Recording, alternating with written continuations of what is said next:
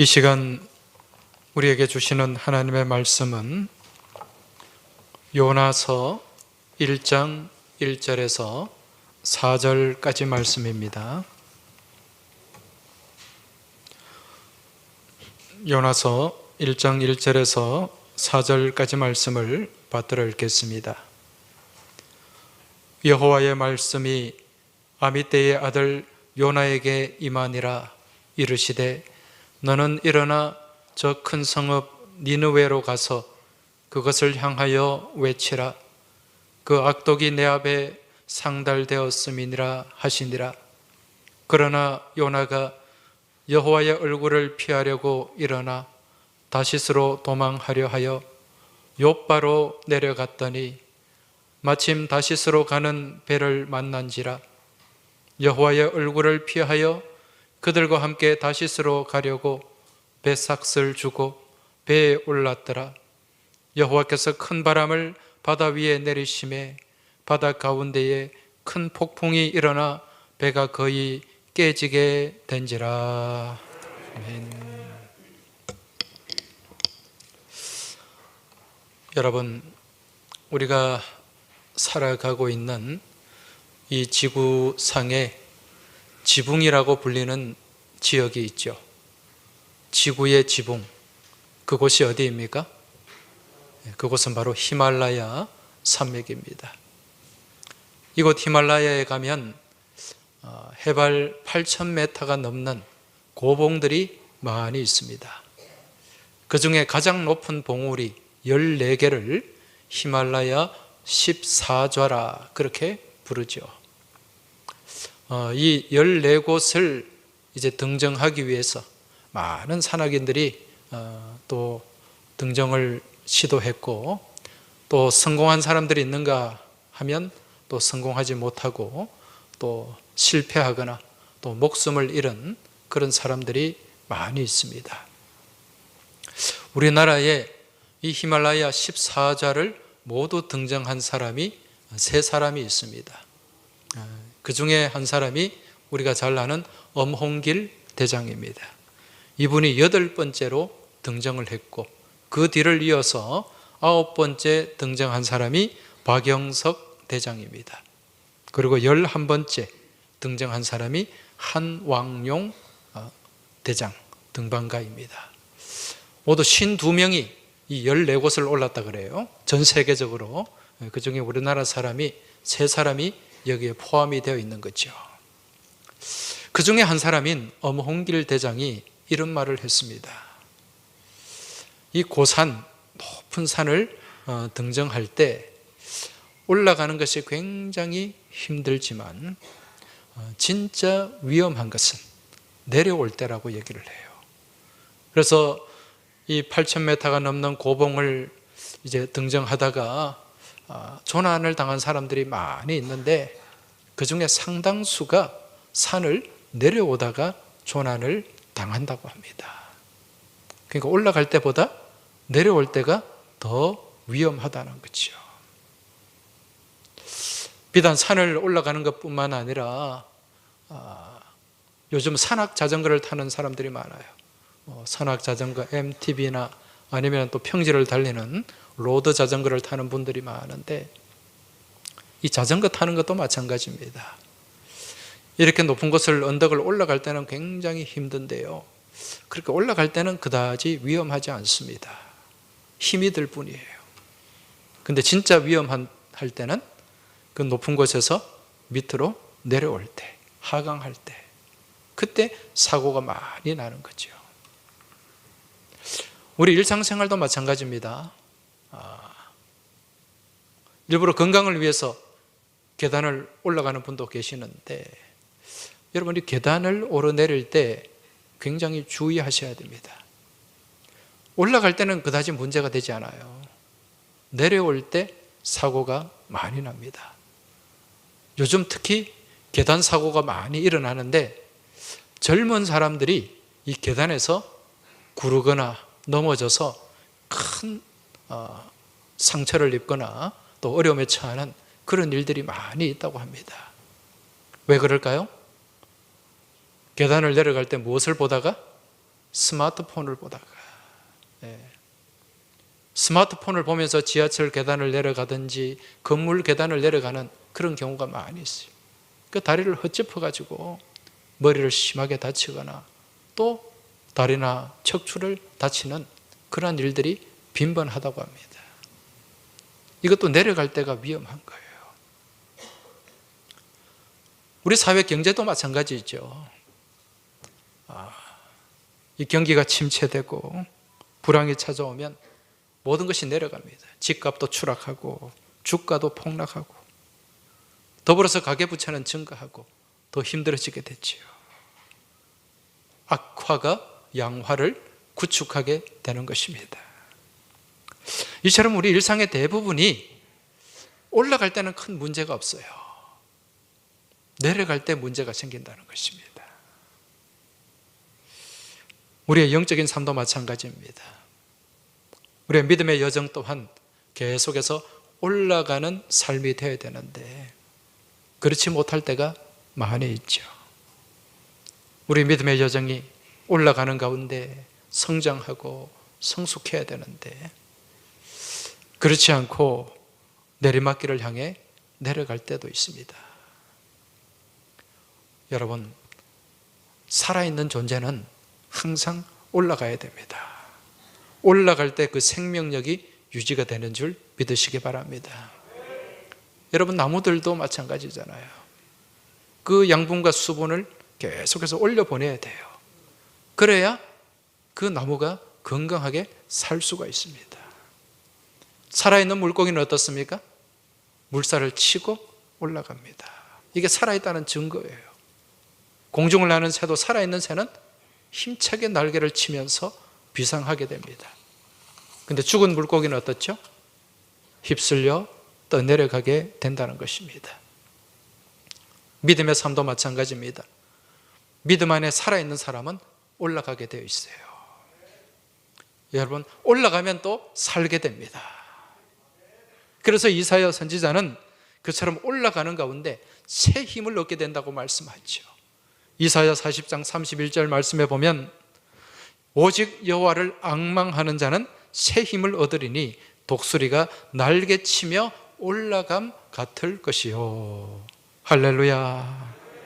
바라기는 이 자리에 계신 모든 믿음의 교우들의 삶이 올라가는 삶이 되길 주의 이름으로 축원합니다. 그러한 올라감을 통해서 날마다 새 힘이 솟고 생명력이 넘쳐나는 복된 믿음의 삶이 되시길 주의 이름으로 축복합니다. 자, 그런데 우리가 이처럼 올라가야 되는데 올라가지 못하고 내려가면 어떻게 됩니까? 우리가 앞서 말씀드린 것처럼 문제가 생겨납니다. 영적인 삶도 마찬가지예요.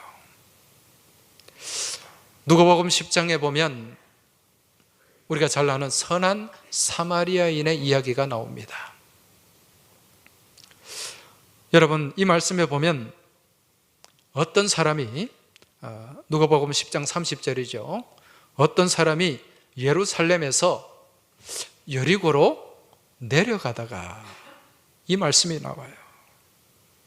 예루살렘에서 여리고로 내려갔다. 단순하게 생각하면 그냥 내려갔다고 생각할 수 있어요. 왜 그런고 하니 예루살렘은 해발 800m 되는 고지에 있는 도시입니다. 근데 여리고는 어떤 곳인가? 여리고는 그 이스라엘 사해 근처에 있는 도시예요. 거기는 계속해서 내려갑니다. 그래서 여리고는 해발이 아니라 해저 250m 정도 되는 곳이에요. 굉장히 많이 내려가죠.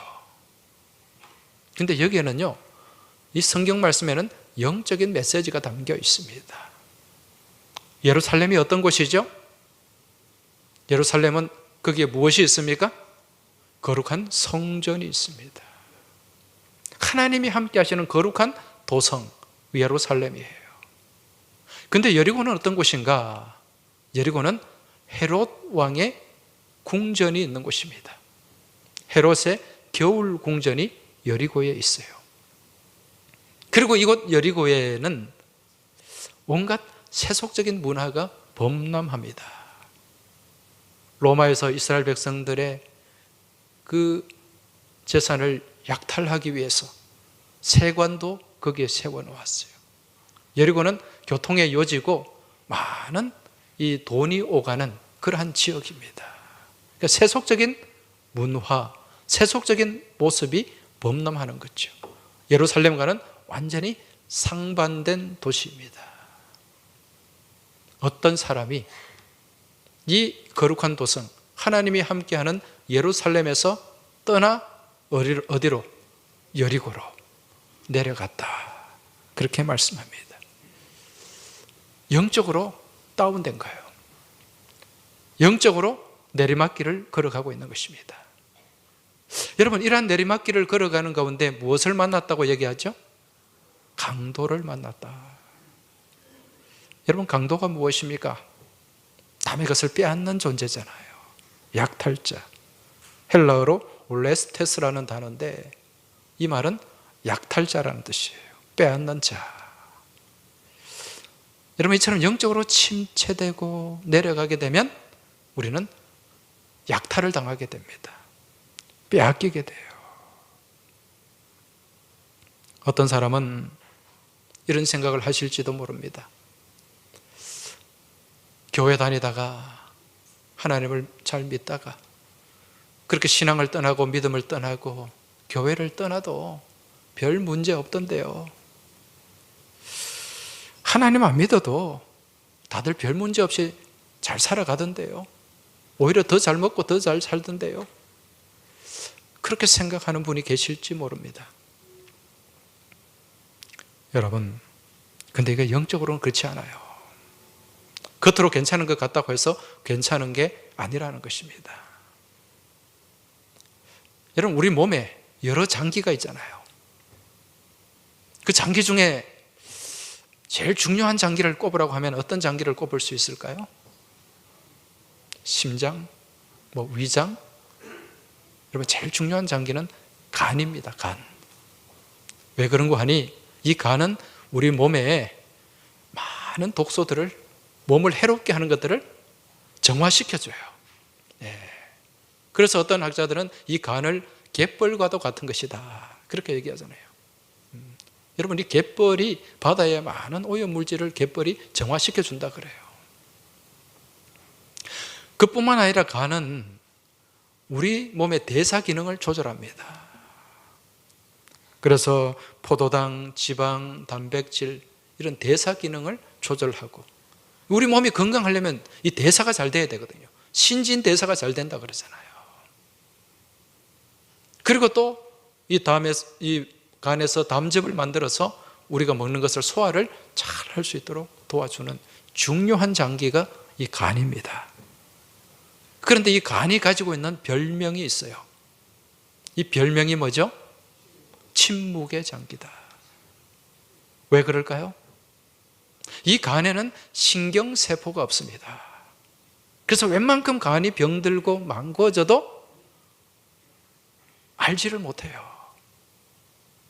느끼지를 못한다는 것입니다. 그래서 이게 간이 문제가 있다, 지금 간이 심각하다, 이걸 깨닫게 되었을 때, 그때는 이미 70에서 80% 정도 망가져 있을 때, 그때 돌이킬 수 없는 지경이 되어서야 문제를 발견할 때가 많이 있다는 거죠. 그래서 간혹 우리 주변에 평소에 건강하게 지냈는데 간이 좀 안 좋은 것 같다 해서 진단을 받아보니 간암이 3기, 4기가 되고, 그래서 어떤 경우에는 한 6개월 뒤에 갑자기 그렇게 세상을 떠나는 일들이 종종 있단 말입니다. 여러분, 영혼의 문제가 바로 이러합니다. 영혼의 문제는 너무도 중요한데 평소 사람들이 그걸 제대로 인식하지 못하고 깨닫지 못하고 살아간다는 거예요. 왜? 영적으로 병이 들어도 살아가는 데는 크게 문제가 없는 것처럼 보이기 때문에 먹고 마시고 살아가는데 문제가 없는 것 같아요. 여러분, 사람은 영적인 존재입니다. 짐승하고 달라요. 짐승들은요, 영이 없잖아요. 그냥 먹고 그냥 건강하게 잘 사는 것 같이 보이지만 그건 사는 거 아니에요. 여러분, 제대로 살려면 영이 건강해야 됩니다. 영적으로 건강한 삶을 살아야 된다는 거죠. 그리고 사람은 영적인 존재이기 때문에 영이 병들게 되면 언젠가는 심각한 문제가 생겨나게 돼요. 이걸 우리가 잘 깨달아야 됩니다. 말씀에서 벗어나도, 믿음을 떠나도, 하나님을 믿지 않아도 전혀 문제가 없는 것처럼 보이고 잘 먹고 잘 사는 것 같지만 여러분, 알게 모르게 영은 병들어갑니다. 그렇게 나중에 진짜 심각한 병이 들면 우리의 삶이 강도 만난 삶처럼, 강도 만난 인생처럼 모든 것이 파산되고 만다는 거죠. 우리는 오늘 이런 모습을 오늘 본문을 통해서 잘 확인을 할 수가 있는데요. 오늘 본문에 등장하는 이 주인공이 누굽니까? 요나죠. 요나 선지자입니다. 요나는 이 비둘기라는 뜻을 가지고 있어요. 이 요나 선지자가 활동하던 때가 주전 8세기경입니다. 예수님이 오시기 전에 한 700년 전이에요. 800년 전에 북이스라엘, 이 당시는 남유다, 북이스라엘 나뉘어져 있을 때입니다. 북이스라엘에서 하나님 말씀을 전한 선지자가 요나인데, 이때 북이스라엘을 다스리던 왕이 여로보암 2세라는 왕입니다. 이 여로보암 2세는요, 북이스라엘 역사상 이 왕이 통치할 때 가장 나라가 경제적으로 윤택했어요. 잘 먹고 잘 사는 그러한 나라였습니다. 근데 영적으로는 어떠했습니까? 심각한 병이 들어있었죠. 하나님은 이때를 이스라엘을 골든타임으로 허락하셨는데 하나님 말씀으로 돌아서지 못했기 때문에 결국 얼마 지나지 않아서 주전 722년에 북이스라엘이 멸망하고 맙니다. 이때 북이스라엘을 가장 위협했던 나라, 그 나라가 누구였습니까? 아수르였어요. 아시리아 제국입니다. 악한 민족이에요. 잔인한 민족입니다. 얼마나 이 북이스라엘을 괴롭혔는지 모릅니다. 그런데 어느 날 하나님이 요나 선지자에게 명령을 내리셨어요. 무슨 명령입니까? 너 지금 저기 아수르로 가서 내 말씀을 전해라. 내 경고를 전해라. 너희들 지금 계속 그렇게 살아가면 망할 수밖에 없다. 내가 심판할 것이다. 지금 회개하고 돌아서라는 하나님의 경고를 전하라고 요나에게 말씀하셨어요. 근데 요나가 이 말씀을 듣고 마음이 어떠했을까요? 예, 하나님 말씀이니까 제가 바로 달려가서 전하겠습니다. 그렇게 했습니까? 아니에요. 굉장히 불쾌했습니다. 아니, 하나님 왜 저 나라, 저 악한 민족을 그냥 밀어버리면 되지, 심판해버리면 되지, 왜 하필 저한테 가서 저 사람들한테 회개하라는 말, 그 경고를 전하라는 말씀입니까? 싫었어요. 왜? 당시에 북이스라엘은 아수르를 향한 굉장히 안 좋은 민족 감정을 가지고 있었거든요. 그냥 하루빨리 저 민족, 저 인간들이 그냥 망했으면 좋겠는데, 아니 그 좋은 일을 두고 왜 하필 이들이 살 수 있는 길을 내가 알려줘야 되는 거죠. 가기 싫었습니다. 하나님 말씀이 마음에 들지 않았어요. 그래서 어떻게 합니까? 하나님 말씀, 명령을 벗어나서 지금 너는 저 아수르의 수도 니느웨로 가서 말씀을 전하라, 경고를 전하라, 그렇게 하나님이 명령하셨는데 니느웨로 가지 않았어요. 어디로 갔습니까? 다시스라는 곳으로 갑니다. 다시스가 어디인가? 다시스는 이 세계 지도를 펼쳐놓고 보면 이 지중해가 있잖아요. 지중해, 이 북이스라엘에서 한참 멀리, 옛날 이 유대 사람들은 땅끝이라고 생각하는 지역이 있었어요. 거기가 어디냐면은 저기 끝에, 유럽 끝에 이베리아 반도, 포르투갈, 스페인이 있는 거기였어요. 거기에 좁은 아프리카와 유럽 사이에 좁은 해협이 있습니다. 이게 지브롤터 해협이라고 합니다. 거기에 붙어있는, 끝에 붙어있는 항구 도시가 다시스입니다. 지금 요나가 도망갈 수 있는 가장 멀다고 생각한 곳, 그곳이 어디입니까? 다시스. 거기로 가는 배를 타려고 어디로 갔는가? 항구 도시 욥바로 가게 됩니다. 말씀해 보면 욥바로 내려갔다, 그렇게 말씀하죠. 우리가 여기서 내려갔다는 이 단어를 유심히 봐야 됩니다. 이 내려갔다는 말은 히브리 말로 야라드라는 동사입니다. 내어 던졌다, 집어 던졌다는 뜻이에요. 지금 하나님, 요나가 무엇을 집어 던졌습니까? 무엇을 내어 던졌습니까? 하나님 말씀을 내어 던졌어요. 말씀을 내어 던지니까 내려갈 수밖에 없는 거죠. 그렇게 내려갔을 때 어떤 결과가 다가왔는가? 사전 말씀에 보니까 여호와께서 큰 바람을 바다 위에 내리시매 바다 가운데에 큰 폭풍이 일어나 배가 거의 깨지게 된지라. 이게 내려감의 결과입니다. 여러분, 지금 요나는 하나님의 명령, 하나님의 말씀을 완전히 내던져버리고 자기 생각, 자기 고집을 앞세워서 욥바로 내려갑니다. 그리고 배를 탔어요.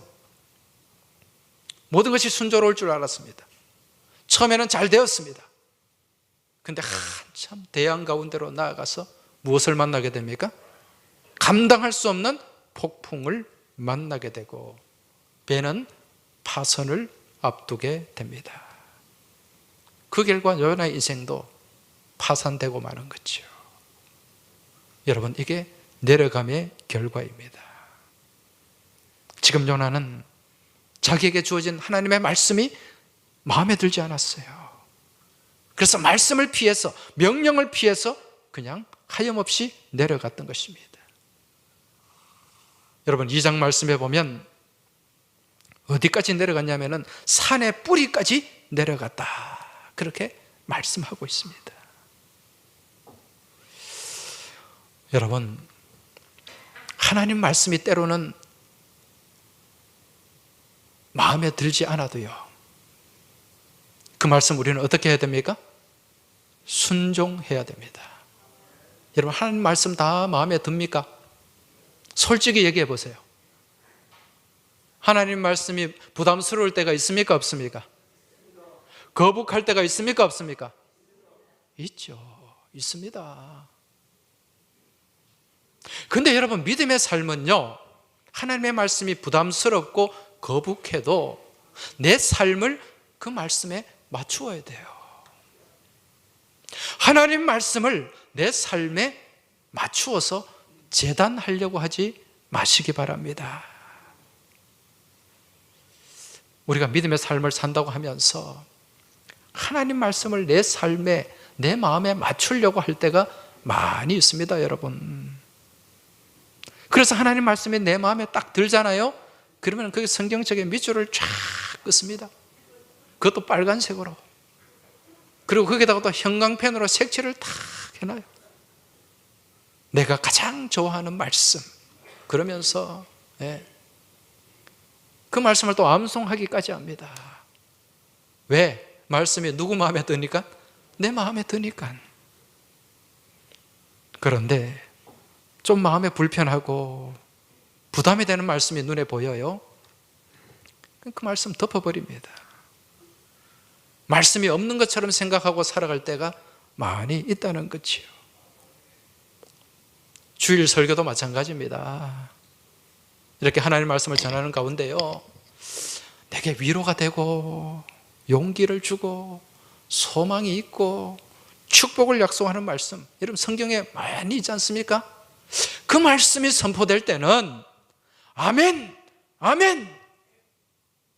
그러다가 좀 부담스러운 말씀이 들리면 지금 오늘 같이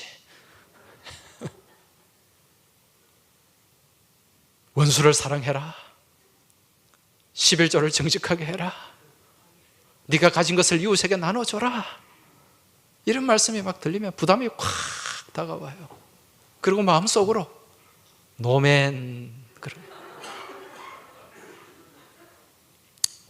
그리고 예배당문을 나서면서 그 말씀을 지워버립니다. 여러분, 하나님 말씀은 내 마음에 들든 안 들든 무조건 순종해야 되는 말씀인 줄 믿고 깨달으시기 바랍니다. 마음에 들면 삼키고 내 마음에 안 들면, 불편하면 뱉어버리는 말씀이 되어서는 안 된다는 거예요. 여러분, 원수를 사랑하라. 그러면 그 말씀 우리가 붙잡아야 됩니다. 힘들어도 그 말씀 붙잡아야 돼요. 여러분, 우리가 어떤 존재입니까? 우리는 본질상 진노의 자식이에요. 누구와 원수되었던 존재입니까? 하나님과 원수되었던 존재예요. 우리는 마귀의 종로로 됐잖아요. 마귀가 하나님 원수 아닙니까? 근데 원수된 우리를 향해서 우리 주님께서 누구를 보내셨죠? 독생자 예수 그리스도. 그분을 십자가에 달리게 하시고 몸 찢고 피 흘려서 화해를 해주셨어요. 화목해 해주셨습니다. 오늘 우리는 그 사랑 가운데 살고 있는 줄 믿으시기 바랍니다. 이 말씀을 놓치면 우리는 내려가게 돼요. 하나님 말씀을 내팽개치면 내려갈 수밖에 없다는 것입니다. 여러분, 우리나라, 우리 민족은 하나님 말씀 안에서 많은 복을 받았습니다. 여러분, 인류 역사상 단기간 안에 100년 안에 후진국에서 중진국으로 선진국까지 간 나라는 우리나라밖에 없어요. 네. 저는 그렇게 길지 않은 인생을 살았습니다마는 이 짧은 인생 가운데서 제 생애에 후진국도 살아봤고 중진국도 살아봤고 선진국도 살고 있습니다. 제가 태어난 때가 60년대인데 그때 우리나라는 후진국이었어요. 그리고 제가 학교를 다니던 시절, 대학을 다니고 그 무렵 80년대, 90년대 우리나라는 중진국이었습니다. 그런데 지금 2020년대 살아가는 지금은 어떻습니까? 선진국 시대를 살아가고 있다는 거죠. 이러한 시대를 살아감에 있어서 우리나라는 정말 엄청난 복음의 은혜를 입은 줄로 믿습니다. 하나님 복음이 들어와서 그 못 살고 가난한 나라가 이렇게까지 성장한 거예요. 복음 안에서 우리는 계속해서 올라갔습니다. 올라왔어요. 먹고 살기 힘든 시절이었지만 정말 배고프고 가난한 그러한 시대 속에서도 우리 믿음의 선조들은요, 그 차가운 겨울 마룻바닥, 예배당 마룻바닥에 무릎 꿇고 하나님 앞에 기도했습니다. 새벽마다 불이 지졌어요. 기도 소리가 끊어지지 않았습니다. 저는 가끔 연초에 기도원에 매년 가지 않습니까? 제가 중고등학교 다닐 때만 해도 그때도 제가 기도원을 자주 갔거든요. 방학 때나 여름 수련회 때 가보면은 자리가 없습니다. 연초에 수련회 때 여름에 기도원 가면 앉을 자리가 없어가지고 크게 막 에어컨이 어디 있습니까? 그냥 큰 위에 천장에 선풍기 하나 돌아가는데 시원하지도 않아요. 그 땀 냄새 나고 그 복잡한데 크게 앉을 자리 없이 신발 놔두는 거기까지 뒤에까지 앉아가지고 아마 그 장면 기억하시는 분들이 계실 거예요. 그렇게 기도했습니다. 산꼭대기에 올라가서 소나무 뽑겠다고 붙잡고 씨름하고 그 차가운 겨울에 바위 위에 올라가지고 부르짖고 기도했단 말입니다. 그런 신앙의 열정, 믿음의 야성이 있었습니다. 그 기도 가운데, 그 믿음 가운데 여러분, 우리는 계속해서 한국 교회도 성장하고 부흥하고 한국 경제도 계속 성장하고 부흥해 왔습니다. 할렐루야. 근데 지금 어떻습니까? 그 야성이 사라졌어요. 그 열정이 식어버렸습니다. 이제 기도 안 합니다. 등 따시고 배가 불러요. 어떻게 하면 즐겁게 살아갈까, 재미있게 살아갈까, 이거 생각하지 하나님 앞에 나와 기도할 생각하지 않습니다. 예배당에 모일 생각을 하지 않는다는 거죠. 그러면서 지금 계속 이제 다운되고 있어요. 지금 내리막길을 걷고 있습니다. 여러분, 신학교에 제가 신학교 들어갈 때만 해도 저희 교단 신대원의 경쟁률이 7대1, 8대1 됐어요. 한 200명 뽑는데 1,400명, 1,500명, 1,600명이 왔단 말입니다. 지금 어떤 줄 아세요? 지금 서울 광나루 신대원도 2대1이 안 됩니다. 계속 지금 내리막길을 걷고 있는 거예요. 우리가 지금 여기서 심각함을 깨달아야 됩니다. 그래도 아무 문제도 없고 아무 어려움이 없으니까 괜찮겠지, 그렇지 않아요. 지금의 우리에게 주어진 영적 골든타임인 줄 깨달으시기 바랍니다. 이제 다시 우리가 영적 반전을 이루어야 돼요. 여호와께로 돌아가야 된다는 것입니다. 말씀으로 돌아가야 된다는 것입니다. 더 이상 내려가면 되지 않아요. 어느 한순간에 여러분 갑자기 추락하게 되고 폭락하게 됩니다. 그때 가면 골든타임을 놓치게 되면 걷잡을 수 없어지게 된다는 거죠. 이거 우리나라 지금 살고 있는 이 경제적인 부흥과 모든 어떤 사회적인 조건들이 하나님 주신 것인 줄 믿고 깨달으시기 바랍니다. 그 첩대를 거두어 가시면은요 하나도 남지 않습니다. 우리 주님은 도적같이 임한다 그랬잖아요. 지금 저기 멀리 티르키에, 원래 이름이 우리가 아는 이름은 터키였죠. 지난해부터 티르키에라는 이름으로 바꿨어요. 왜냐하면 이 터키는 영어식인데 이게 터키는 칠면조. 그리고 이게 좀 터키라는 이 영어의 의미가 좀 겁쟁이라는 뜻이 있거든요. 그래서 이 나라가 아예 투르크인의 땅이다. 원래 이 투르크라는 민족은 돌골족, 옛날에 바레를 같이 세웠던 그 돌골족이 투르크인들입니다. 그러니까 투르크인의 땅이라는 뜻으로 튀르키예라는 이름으로 바꿨어요, 지난해. 근데 지금 그곳에 엄청난 재난이 닥쳐왔습니다. 이 리터 규모로 7.8. 이거는 상상을 초월하는 겁니다. 영상을 봤더니 그냥 막 땅이 울렁울렁 하는데 새벽에 잠자는 순간에 그렇게 다 주저앉아 버리고 말았어요. 저는 사진 한 장을 보면서 막 눈물이 쏟아지더라고요. 그 죽은 아이의 손을 잡고 있는 그 아버지, 그물에 깔려 있는 그 영하의 날씨에 그 손을 놓지 못하고 거기 있는 그 아버지의 모습. 여러분이 트르키예를 위해서 기도해 주시기 바랍니다. 네. 이 아픔을 당하고 슬픔을 당한 그 나라, 그 민족, 또 시리아까지 위로해 주시도록 기도해 주시길 부탁드립니다. 특히 이 트르키예는 6.25 전쟁 때 세 번째로 우리나라 군인들을 많이 보낸 나라예요. 그래서 우리나라가 형제 국가라 그러잖아요. 근데 여러분 성경에 보면 하나님의 심판이 갑자기 임한다고 말씀하고 있습니다. 우리 모든 것이 다 주저앉아 버리고 폭삭 가라앉을 수 있다는 거예요. 지금 이때가 다시 말씀드리지만 골든타임입니다. 내가 먼저 하나님께로 돌아서야 돼요. 내가 먼저 올라가야 됩니다, 여러분. 우리 교회가 올라가야 됩니다. 다시금 믿음의 재정비를 하시기 바랍니다. 이제 코로나 이후에 지난 3년 동안 우리는 계속 내리막길을 걸어왔습니다. 알게 모르게 지금 너무도 많이 침체되어 있어요. 가라앉아 있어요. 이제 여기서 턴 어라운드, 반전을 이루어야 할 때입니다. 할렐루야. 올라가야 할 때예요. 어떤 분은 우리 주님은 내려오셨는데 낮은 곳으로 내려가야죠. 맞는 말입니까? 틀린 말입니까?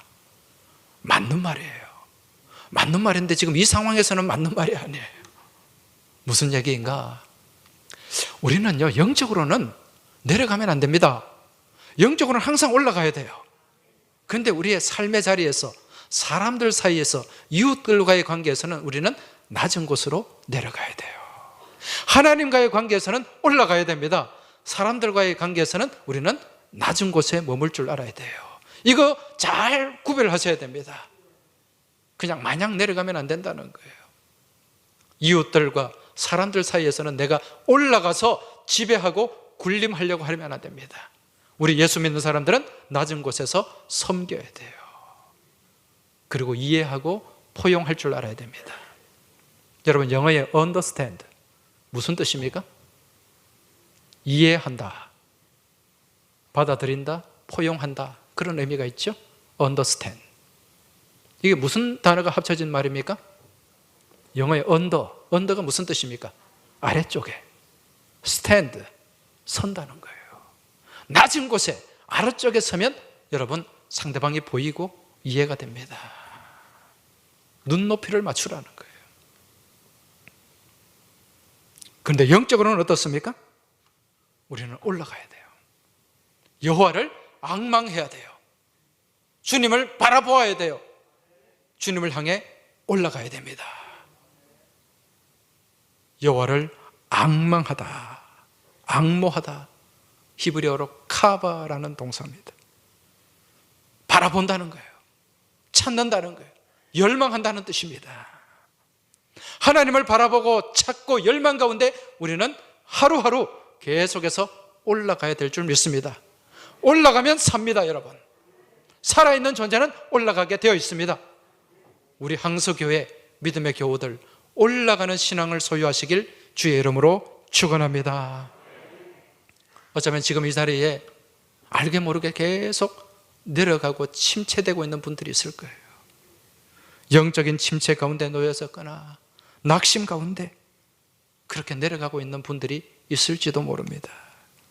또 여러 가지 세상의 짐으로 인해서, 질고로 인해서, 경제적인 문제로 인해서, 육체적인 어려움으로 인해서 나도 모르게 영적으로 다운되는 분들이 있을 거예요. 여러분, 더 이상 내려가면 안 됩니다. 이 자리에서 우리는 붙잡아야 돼요. 무엇을 붙잡아야 됩니까? 말씀을 붙잡아야 됩니다. 주님의 십자가를 붙잡아야 됩니다. 십자가를 단단히 붙잡아야 됩니다.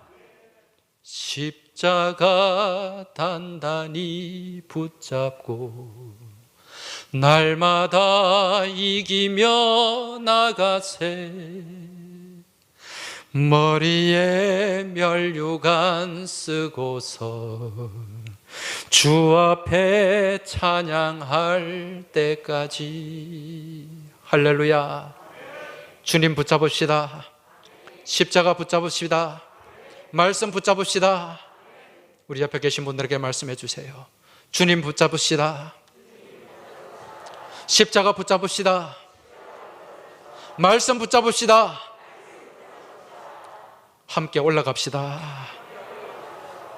기도드리겠습니다. 하나님 아버지, 저희가 이 땅의 삶을 살면서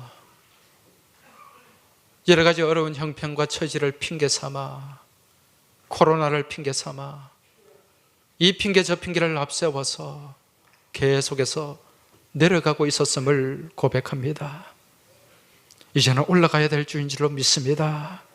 올라가야 사는 줄 믿습니다. 주님 붙잡게 하여 주옵소서. 저희 힘으로는 올라갈 수 없기에 주님 붙잡고 나가길 원합니다. 말씀 붙잡길 원합니다. 십자가 붙잡길 원합니다. 올라가서 살아가게 하여 주시옵소서. 우리 주님 예수 그리스도 이름으로 기도하옵나이다. 아멘.